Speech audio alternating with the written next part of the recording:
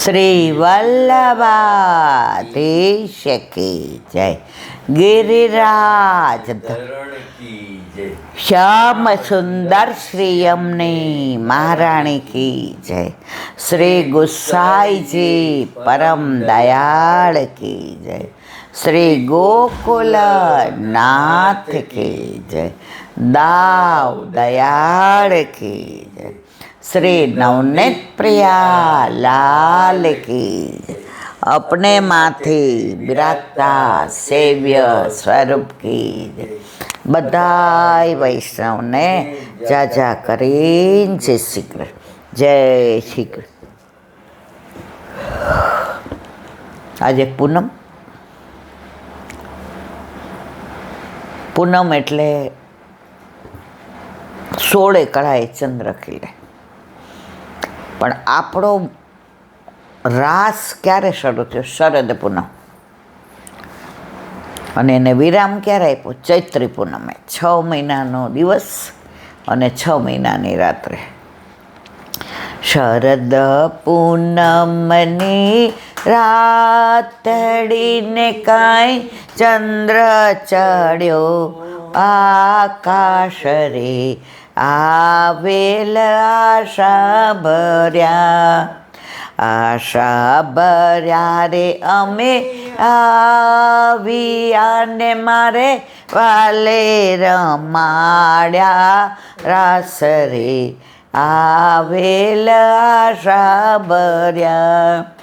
ઉતારા દેશું ઓરડાને કાંઈ દેશું મેળી ના મોલ રે, આવેલ આશા ભર્યા. દાંતણ દેશું દાળવીને કાંઈ દેશું મેળી ના મોલ રે, આવેલ આશા. તો પૂનમ હોય એટલે રાસ આવે છે. અને પુષ્ટિ માર્ગમાં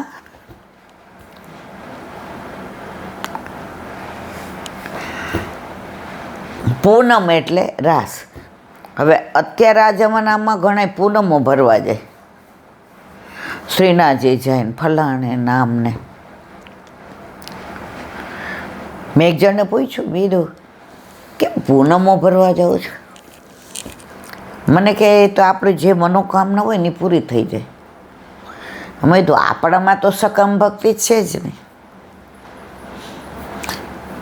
એ કે એમાં એવું ન હોય. એટલે હવે તમારી સમજમાં ફેર થાય. મેં તો સાચી વાત, મારી સમજમાં ફેર થાય. મેં તો આજથી 50 વર્ષ પહેલાં કોઈ આવી પૂનમો ભરવું નામ. હવે તો આપણાવાળા જ એડવર્ટાઈઝ આપે છે, પૂનમે આમ કરો ને અમાસે આમ. ના, એવું ના હોય. વલ્લભે ક્યાંય સકામ ભક્તિને મેન્શન કરી નથી. તમારે સકામ ભક્તિ કરવી છે તો મર્યાદામાં જ. કે તમારે પુત્ર જોઈએ છે તો તમે પુત્રેષણા યજ્ઞ કરો. તમારે પૈસો જોઈએ છે તો વિત્તેષણા. વિત્ત એટલે પૈસો. તમારે લોકોમાં કીર્તિ જોઈએ તો લોકેષણા. એમાં બધું લખેલું જ છે. પુષ્ટિ માર્ગમાં આમ કરો તો આ એવું છે જ નહીં. પ્રભુ શેમાં પ્રસન્ન રહે એ આપણું કર્તવ્ય. પ્રભુના તત્સુખનો વિચાર એ આપણું કર્તવ્ય. અને આપણા ગુરુ કહે, જો આપણે 7 ઘર, એમાં બધાને લગભગ એક જ રીત, પણ ઘણા ઘરમાં આમ હોય કે આમ હોય. હવે અમારા ઘરે બપોરે માનો કે શાક ભાત રોટલી થતા હોય અને તમારા ઘરે રોટલી દાળ ભાત શાક. હવે બપોરે જમવાનું તો હોય જ છે. તો તમારા ઘરની રીત જુદી ને થોડી અમારા ઘરની રીત જુદી. હવે અમારા ઘરે થાય છે. અમે નાના હતા અને બા નહોતી પહોંચતી તો અઠવાડિયે 2-3 વાર રસાવાળા એકાદું શાક, એકાદું ભરેલું ને શાક ભાત ને રોટલી, દહીં બહીં વઘારી દી. હવે તો ત્યાં એ જ થાય છે. તો દરેકને પોતાના ઘરની રીત જુદી હોય. હવે ઘણાના ઘરે હોળીમાં શ્રીંગાર કર્યા પછી ખેલાવે, અને ઘણાના ઘરે રાજભોગ પછી સરાવે, અરે ખેલાવે, પણ ખેલાવે તો ખરા જ. અને આપણામાં ક્યાંય એવું નથી લખ્યું કે તમારે આટલું તો ધરવાનું જ, આટલું તો બનાવવાનું જ. તમારાથી થાય એટલું. ઠાકોરજી પુષ્ટ કરાવીએ, મિશ્રી નહીં ધરો, થાય એટલું કરો. આપણે નોકરી કરતા હતા તો રોજ મિશ્રીને દૂધ ધરીએ ને બધાય ભોગ ભેગા, કારણ કે 7:30 ઓફિસ જવાનું. ઠાકોરજી કે માં આ મજા નથી આવતી, તું સવારે અડધો કલાકમાં મને મૂકી દે, વ્રજમાં મોકલી દે. અનુસર ગોપીઓ મને કહે છે, એટલે સવારના પોરમાં આવી ગયો. એનું કારણ તારી નોકરી છે ને, એટલે નોકરી જ છોડ દે. આજે સેન્ટ્રલ ગવર્મેન્ટની નોકરી બધાય સલાહ આપી, પણ એની ઈચ્છા શું હતી? નિજેચ્છાત કરિષ્યતિ. પ્રભુ ઘરમાં પધારે ને પછી તમારું અહિત થાય એવું ક્યારેય માનવું નહીં. લૌકિક દ્રષ્ટિએ તમને એમ થાય કે આ ખોટું થયું, પણ અલૌકિક દ્રષ્ટિએ એ આપણા હિતનું જ કરે. એક ગુરુકુળ હતો, પહેલાં તો બધા ગુરુકુળમાં જ ભણતા. ત્યાંનું માહોલ એવું કે બગડેલું હોય ને એ સુધરી જતું હતું.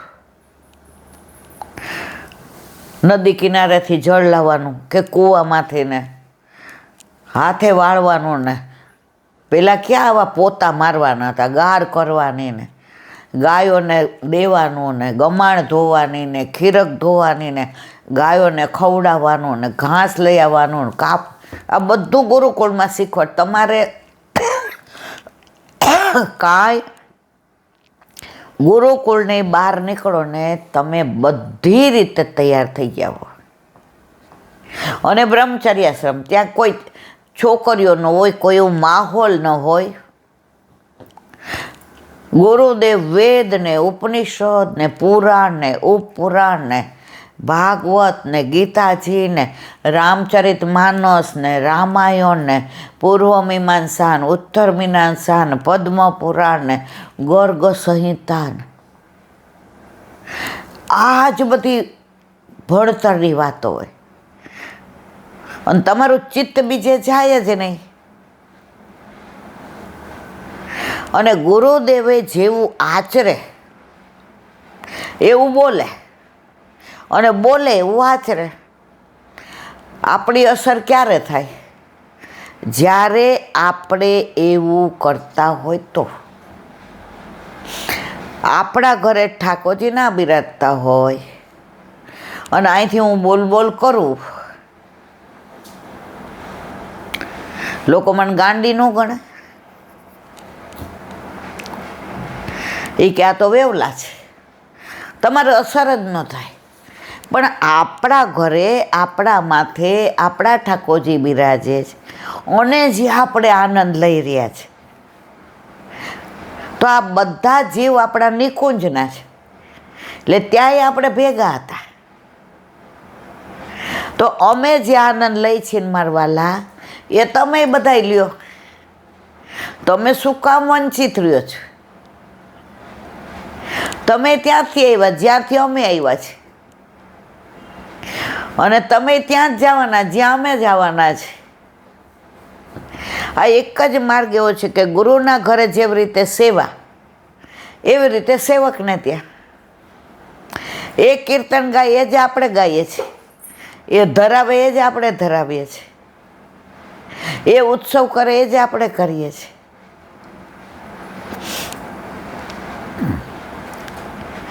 એટલે તો 7મા વલ્ભાખ્યાનમાં ક્યાં છે? આપ સેવા કરે શીખવે શ્રી હરિ,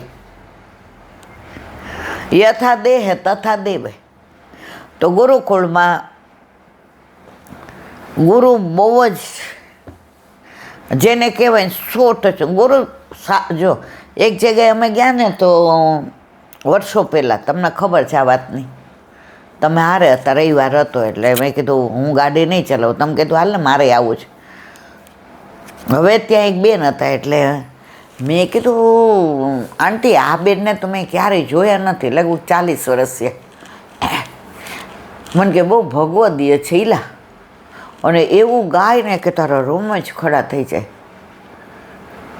ત્યારે મને બહુ સમજણ ન પડતી, એટલે આપણે તો પણ ખબર નહીં, આમ ઓલું સાયકોલોજી ભણેલા ને એટલે જોઈને મારા મનમાં મજા ન આવી. વરસથી નીચે નથી બેસાતું, બાકી તો આપણે પલોઠી વાળે એ બેન પાછા મારા સામ જ જોવે, કારણ કે બધાય ઓલો અવાજ સારો એટલે ગાવું ગમે ને જે આવે એટલે ઓળખે નામ તેમ. જો માણસને કેવી ખબર પડી જાય, એની બોડી લેંગ્વેજ, એની સ્પીચ ડિલિવરી, તમે એને ઓળખી જ જાઓ. એટલે એ બધા ઓલા જેના ઘરે આવ્યા હતા ને ગૌડાવો ને પ્રભાબેન ગૌડાવો એ કે, એટલે હું ગાતી હતી પણ એમણે ગાયું નહીં. હવે જો એ ભગવદી કેવી રીતે આ બધામાં કેવી રીતે છવાઈ ગયા હતા, પણ એની પરીક્ષા ઠાકોરજીએ તરત કરી દીધી. હવે તમને એનો દાખલો આપું કે કલાક તો એ બેનને બધા જમાવટ કરીને એને આમ પાણીને એને આમ પૂછે ને એને સોફા ઉપર બેઠા, ને આપણે નાના એટલે પહેલેથી જ્યાં હોય ને આમ જગ્યા હોય ત્યાં નીચે પલોઠી વાળીને બેસી જવાનું. પહેલાં હતા આપણે 51 કિલોના. જે પધાર્યા એટલે બધા એને આગળ કર્યા, હાલો પ્રભાબેન હાલો. એટલે બધાના હાથમાં ગુલાબની પાંદડી આપી, એટલે બધા એટલે આપણે બધા ચરણમાં પધરાવીએ, કારણ કે ઉપર આપણે વાગે એનામ વગેરે. સદગુરુ દેવ કી જે એનો ટોન પ્યોર મર્યાદા. જે વચનામૃતમાં પહેલું જ વાક્ય કીધું, આપણામાં તો વલ્ભાધીશ કી જે બોય. અને ગુરુ તો સદ જ હોય ને, તો જ ગુરુ થયા હોય ને. આપણામાં ભાગ્યે જ કોઈ બોલતું હોય સદગુરુ દેવ, એ મર્યાદામાં બોલે. જે તો જીવને કેવા ઓળખી જાય. હા એના છો પહેલી વાર જોયા. એ બેન જવાબ દેના કરતાં ઓલા જેના ઘર પધાર્યા હતા એ બોલવા માંડ્યા, બહુ ભગવતી છે ને જેનું તો ગાવાનું ને. એટલે ત્યારે હું દોઢી થઈ, નો થવાય. મેં કીધું તો તમારે કાઠિયાવાડના જ તમે કોણ બ્રહ્મ સંબંધ? ચૂપ. જે તો એક નજરમાં ઓળખી ગયા કે આપણા. એટલે પછી કે અમે છે ને બધામાં માનીએ, એટલે અમે એવું બ્રહ્મ સંબંધનું લઈએ. મેં કીધું આ બેન આવ્યા, બધાય ભગવતી મનમાં, કોઈએ ગળામાં કંઠી નથી જોઈ. અને મને ખબર ને મેં એમને જોયા ને મારું મન જ એટલે મને નેગેટિવ જ ઉર્જા આવી. પછી તો એ જ્યાં સુધી બેઠા ત્યાં સુધી એક શબ્દ ન બોલ્યા. અને જે વચનામૃતે એવા જ કર્યા કે વૈષ્ણવ શું છે, વલ્લભ કોણ છે. હવે એ બેન સદગુરુદેવ કે કેમ જે બોલ્યા હતા એને વલ્લભ કોણ એ ખબર જ નહોતી. આપણે તો જે પધારે એટલે પહેલું વાક્ય આપણું એવું હોય, વલ્લભાધીશ કી.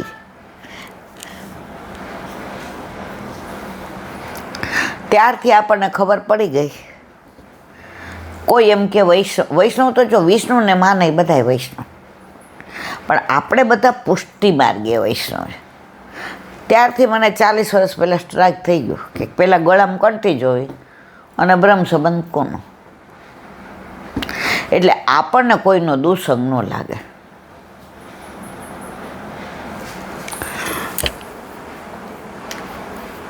પહેલાં લગભગ 5-6 વર્ષ પહેલાં કે 10 વર્ષ પહેલાં આ ગણપતિનું બહુ નીકળ્યું છે. બધાય 3 દીના લાવે ને 5 દીના લાવે ને, તો બધાય હવે મેઇન જે એક લીડર હતા, એટલે એક બેનને ત્યાં 3 દિવસના ગણપતિ આવ્યા.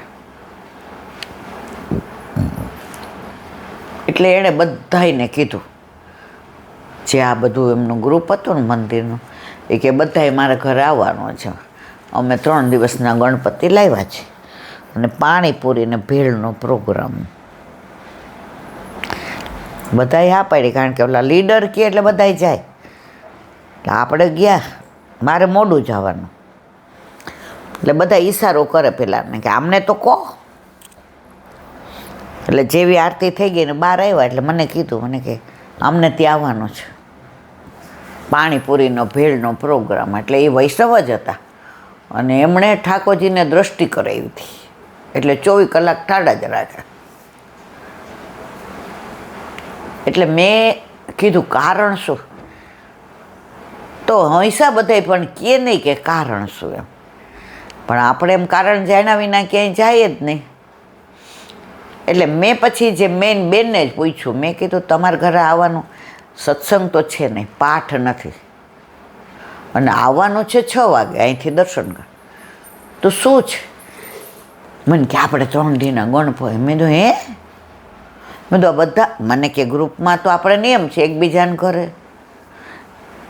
મેં તો ગ્રુપમાં વૈષ્ણવી પેલું હોય તો, બાકી ગણપતિ તમે લીધા હોય ને એ મેં તો હું નહીં આવું. એ કે તમે એક જ ગ્રુપમાં નથી રહેતા. મેં કીધું ના, આવું હશે ત્યારે તો નહીં જ આવું. અઠવાડિયું ખદવદ કરીને અંદર વાતો કરીને પછી ઘીના ઠામમાં ઘી પડે. આજે તમને ખબર છે કે આ અન્યાશ્રય છે, તમે નેતા, તમારાથી બધા ડરે, તો તમે તો કરો, બીજાને અન્યાશ્રય કરાવવાનો ના, એવું ના હોય. અને અન્યાશ્રય કરવાવાળાય કેવા કે જેના ઘરે સખડી ધરાવતા હોય એ પાછા. તો અમને તો એવું શીખવાડ્યું છે નાનપણમાં કે ભજનમાં ક્યારેય કોઈની શરમ નહીં રાખવાની, સાચું હોય એ જ કરવાનું. આપણે ના ગયા એટલે બીજે દિવસે બધા મને ખડખડ આપણે હસી દીધું કે તમારે જે કહેવું હોય કહો,